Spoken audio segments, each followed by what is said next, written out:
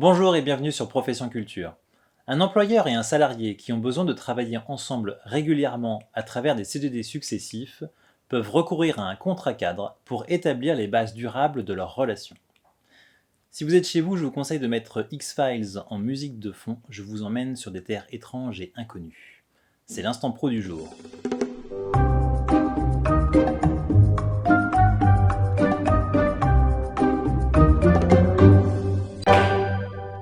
Dans l'instant pro numéro 2, nous avions déjà évoqué ensemble la question de la rupture de CDD signée par avance, et je vous avais invité à la prudence sur cette pratique.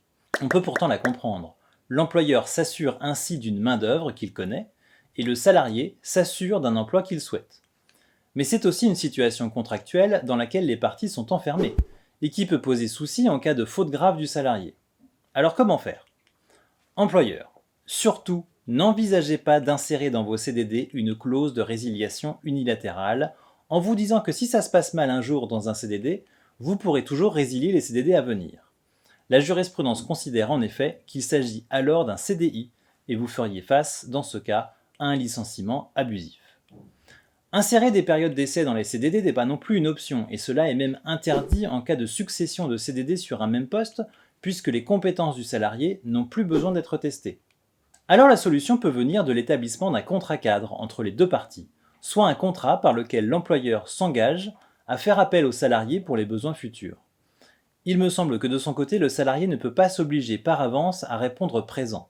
Ce serait contraire à sa liberté de travailler et surtout cela le mettrait dans un état de disponibilité permanente vis-à-vis de l'employeur. C'est donc incitatif pour le salarié. Si vous êtes d'un avis différent, n'hésitez pas à le dire dans les commentaires. Que prévoir dans la convention cadre au-delà de son objet principal ? Surtout pas les mentions qui doivent figurer dans les CDD eux-mêmes. Contrat cadre et CDD sont indépendants. Et s'il manque des mentions obligatoires dans le CDD, alors ce n'est pas le contrat cadre qui vous sauvera de la requalification en CDI. C'est dans les CDD que vous continuerez de mentionner le motif du recours. Dans le domaine de la culture, vous ferez parfois recours au CDD dans le cadre d'un usage. L'annexe de l'accord national interprofessionnel du 24 mars 1990 fixe la liste des secteurs d'activité qui peuvent y recourir. Et on y retrouve notamment le spectacle, l'action culturelle, l'audiovisuel, la production cinématographique et l'édition phonographique. Sur ce point, j'attire votre attention sur le fait que le contrat doit mentionner les éléments concrets et précis qui prouvent le caractère temporaire de l'emploi. Il ne suffit pas d'être dans un des secteurs mentionnés pour que tous les emplois puissent relever du CDD d'usage. Et attention, le recours au contrat cadre ne vous dispense pas d'être vigilant sur le délai de carence en cas de succession sur un même poste ou sur le délai d'attente en cas de succession sur des postes différents. Sauf CDD d'usage, évidemment.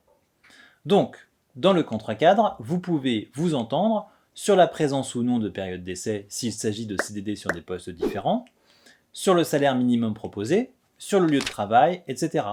Ce qui peut d'ailleurs renforcer le caractère incitatif pour le salarié qui sait alors où il met les pieds.